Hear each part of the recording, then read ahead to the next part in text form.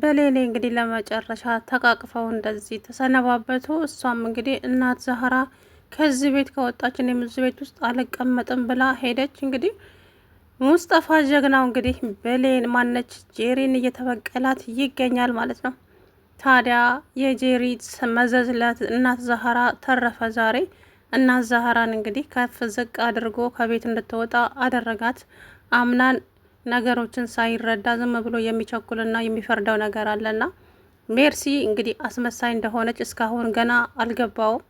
በአንድ አይኗ አሾልቃ እያየች እየሳቀች ነበረ። ያኔ እንደማልቀስ እያለች የነበረው እንግዲህ አያችሁ፣ ከፍ ዝቅ አድርጋ ሰደበችኝ እቻ አሮጊት ምናምን ብላ ለሱ ነገረችው። ታዲያ ወይዘሪት ሜርሲ የተናደደችበት ምክንያት አንደኛ ጄሪ ኪችን ሄደችና እናንተ ሶስት ሰዎች እኔና እናንተ ጓደኛ ማቾች ነው የሆቴል ልታመሰቃቀለው ስትል እኮ ለትንሽ ነው የደረስኩባት።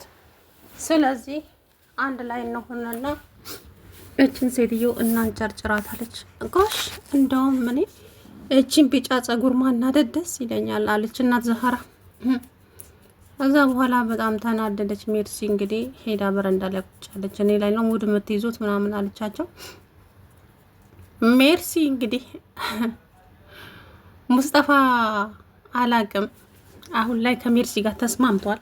ነገር ግን ሜርሲ ላይ ዞር እንደሚልባትና ለእሷ እንደመጣ ምንም የምታውቀው ጉዳይ የለም። ሲፈንና ሙስጠፋ እንግዲህ ቀጣይ እቅዳችን ምንድን ነው ስትለው እኔ ምን አውቃለሁ አንቺ ነሻ እንግዲህ ቀጣይ እቅዳችን ማን ላይ ነው የምናነጣጥረው ሲላት ሜስ ስትል ከፍታ ገባች። ወይዘሮ ሜርሲ በሩን በርግድ አድርጋ ከባችባቸው። ከዛ ደነገጠችና ቆመች። ምንድን ነው ምን አስደነገጠሽ? ምን የተፈጠረ ነገር አለ እንዴ? እንዴ ምን ይሰራል እዚህ? ይመለከትሻል አለቻት። ይመለከትሻል ወንድሜ ነው ወንድምሽ አለችና ሜርሲዬ እንግዲህ ከዛ በኋላ እንግዲህ ሜርሲ አሁንም ጄሪ ላይ ሌላ ነገር ይዛባታለች።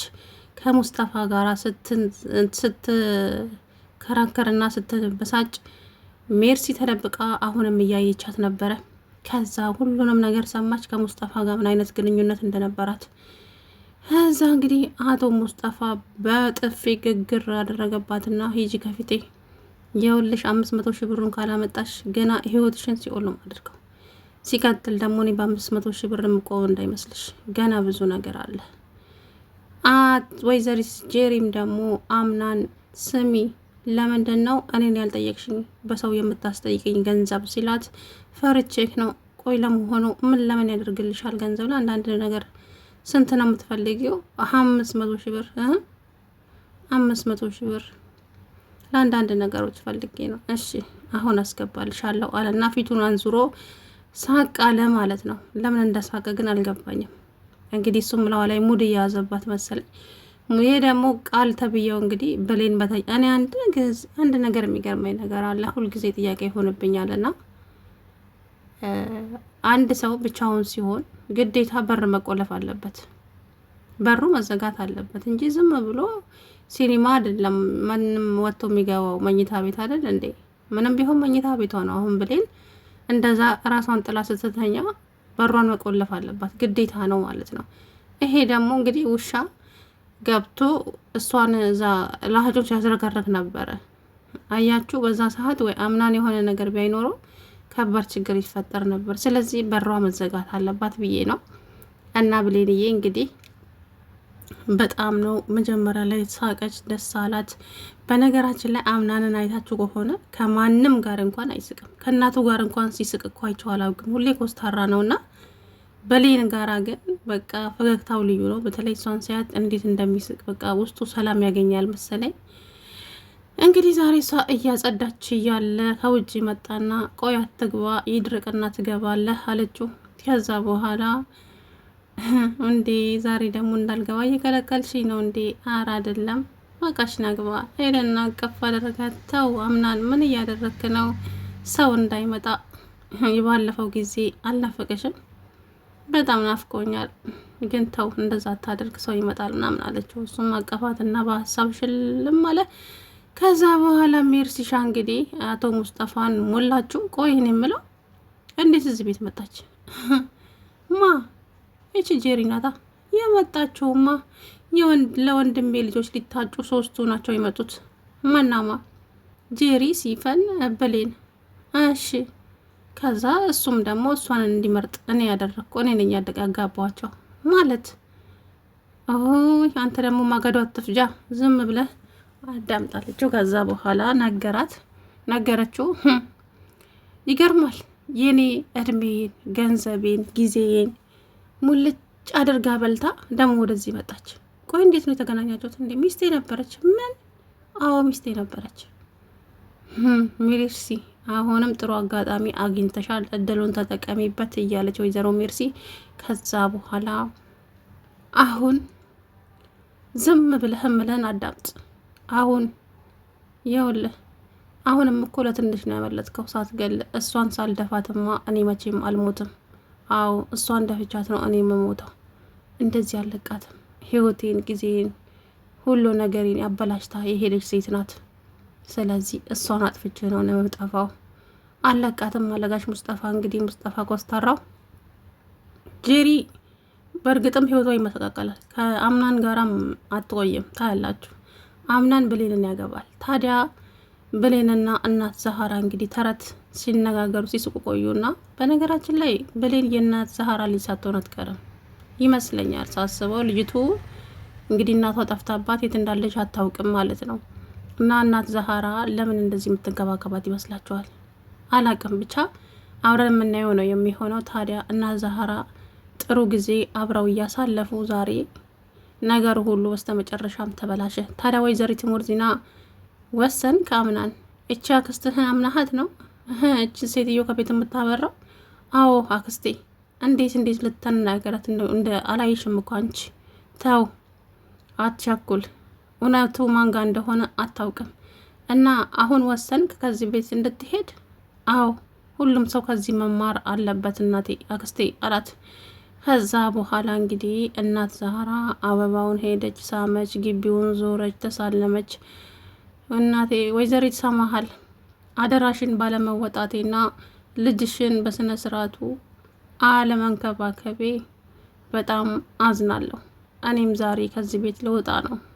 መቼም ነፍስሽ ታየኛለች እና ወይዘሪት ሰማሃል አለችና ቤት ገብታ እንግዲህ ሻንጣቸውን ይዘው ቁልቁል ሊወርዱ ሲሉ አቶ አምናንም መነጽሩን ገጭ አርጎ ሙርዚናም አለች፣ ወይዘሪት ሜርሲም ከታች ቆማለች።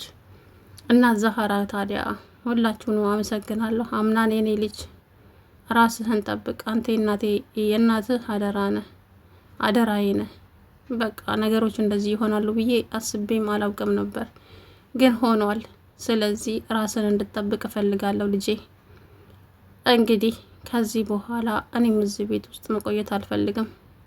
አንድ ቀን ግን እውነታው ሊገባህ ይችላል ልጄ። አሁን ማየት አልቻልክም። ከዛ በኋላ ወይዘሪት ሙርዚና እንግዲህ እናት ዛሃራን ለመለመንም ብትልም እናት ዛሃራም እንግዲህ መሄጃ የላቸውም መሰለኝ፣ አላቅም። ብቻ አይ እንደው ወይኔ ከባድ ነው እውነት። ከፋኝ እኔ ራሴ ለምን እንደሆነ አላቅም። እኔ ደግሞ ትልቅ ሰውን ሰው እንደዚህ ሲናገሩ በጣም ነው የሚደብረኝ እውነት ለመናገር እና ድራማ ቢሆንም የሰውን ልጅ እንደዚህ ከፍ አድርጎ በተለይ በእድሜ ትልቅ የሆነን ሰው ማክበር ግዴታ ነው ማለት ነው። ግን አላቅም እንዴት እንደተናገራት እንግዲህ አይታችኋል አይደለ? ከአንቺ ይሄን አልጠብቅም።